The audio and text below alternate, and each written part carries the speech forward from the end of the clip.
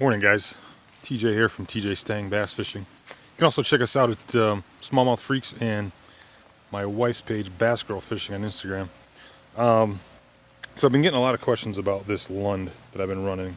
So I'm going to do a quick down and dirty review of it. This is going to be shot with a cell phone, no editing, no cutting.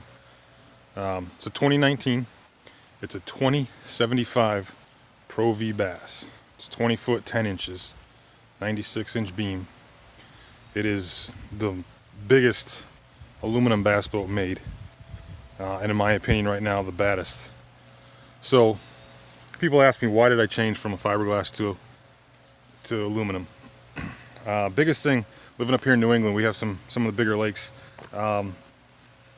Everybody's got big lakes around, but just the rough water. I went from big Skeeter. I had a 21i class before this, which was actually a really decent rough water boat. Never served me wrong. I was looking for something a little different. So I did about a year's worth of research, and I found this thing.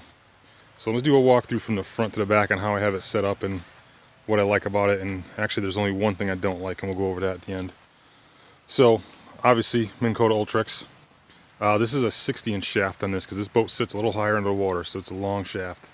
36 volt, 112 pound thrust. I'm not gonna lie, if Minn Kota you're watching, I wish you made one with a lot more thrust. Bow lights in the front, those I installed. So up on front here for electronics, got a Humminbird Solix 12 and the Garmin Live Scope. Just because it's cool. I'm still using the Live Scope, still figuring it out, but that thing is pretty sweet. Foot pedal, recessed foot pedal. So the normal keel guards that you put in your fiberglass boats don't fit on this thing because of this center rib here. So the dealer I bought it from hooked me up, and they did a nice, sweet rhino-lined Rhinex, or Linex, whatever you want to call it, keel guard, 1/4 inch thick, about 8 feet back. The thing works awesome.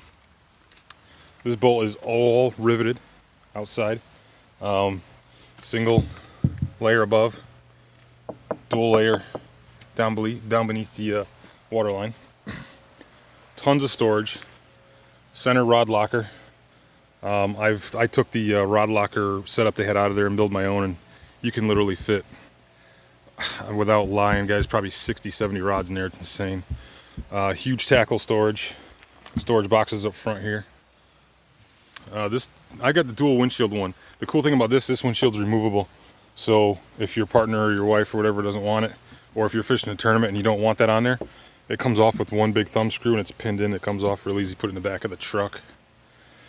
So people are asking, does this thing sit higher out of the water than a regular bass boat?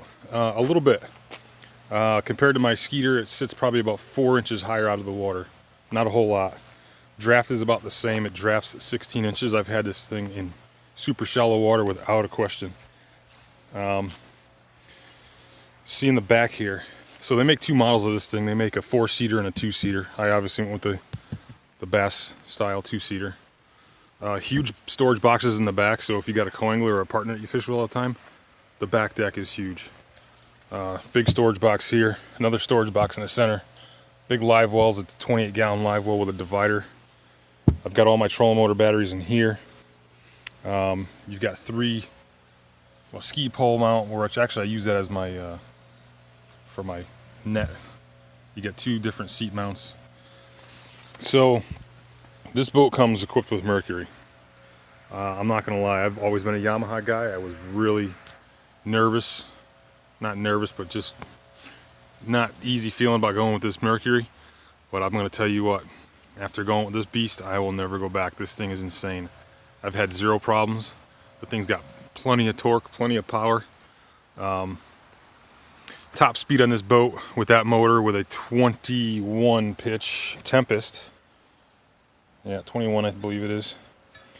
61, and that's fully loaded. And the cool thing about this motor that I've noticed, it doesn't matter about the weight. It's not weight sensitive like a 2-stroke. I know in my Skeeter or in other fiberglass boats I've had, you know, a 50-pound difference makes a huge difference with the motor. With this thing, it just pushes. It doesn't matter. I went with power poles, twin blades, 10-footers.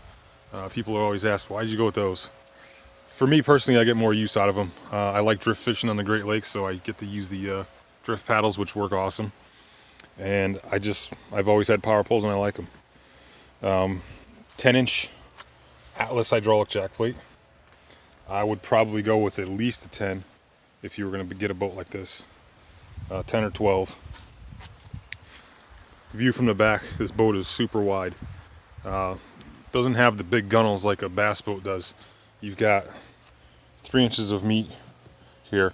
So your interior of the boat seems a lot wider. It's actually about a foot more usable space than a regular fiberglass bass boat. There's a back view from it of how wide it is. Let's see. Console's pretty sweet.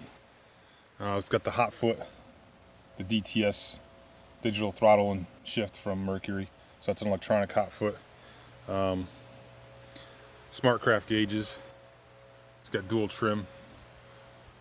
TH Marine gauge over there. I went with a Solix 15 on the dash. A buddy of mine has the same boat. He went with twin 12s, Lowrances. I like the single unit more. It takes up less space. You can see over the top of it a little easier. And just another side view from the side. So this thing in rough water is insane. First tournament of the year on Champlain, we had some pretty rough waves. I made a 70-mile run. I was able to maintain a speed of almost 60, 55 to 58 miles an hour, guys, in 4-foot chop.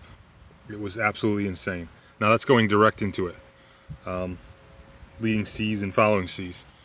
So going back to the one thing I don't like about this boat, it drives just as well, if not better, than a regular fiberglass boat. It handles, actually, I feel, better than any fiberglass boat I've had, except for one thing. When you're going cross waves, you got an east to west wind and you're going north to south or vice versa, this thing will get you wet. I believe it's the way you can get a good view here. The side of this gunnel is just flat. It busts the waves, but when you're going cross waves, it pushes that water straight up, and if you got a wind, it pushes that water right into you. So you will get wet if you cross waves, going crosswind. So it's changed the way I drive a little bit, but as far as rough water capability, this thing is absolutely insane. It's a beast. You do not have to slow down. If you get this thing at the right trim level, the right speed, it will bust through 4 and 5 foot waves like you're riding on a school bus. It's absolutely incredible. I'm trying to think of what else I can show you about this boat, guys. If you have any questions, I'm going to put this video up on the Instagram page. Just ask away. I have no allegiance to Lund. I'm not sponsored by them. I'm not sponsored by the dealer that I bought it from or Mercury. This thing is awesome. If you guys are apprehensive about going to aluminum, do your research, check it out. They're comparable to the price of full, the big fiberglass boats. I could have bought put it this way, I could have bought a Ranger for the price I paid for this, the way it's set up. But so far, the thing's an animal. All right, guys, take it easy.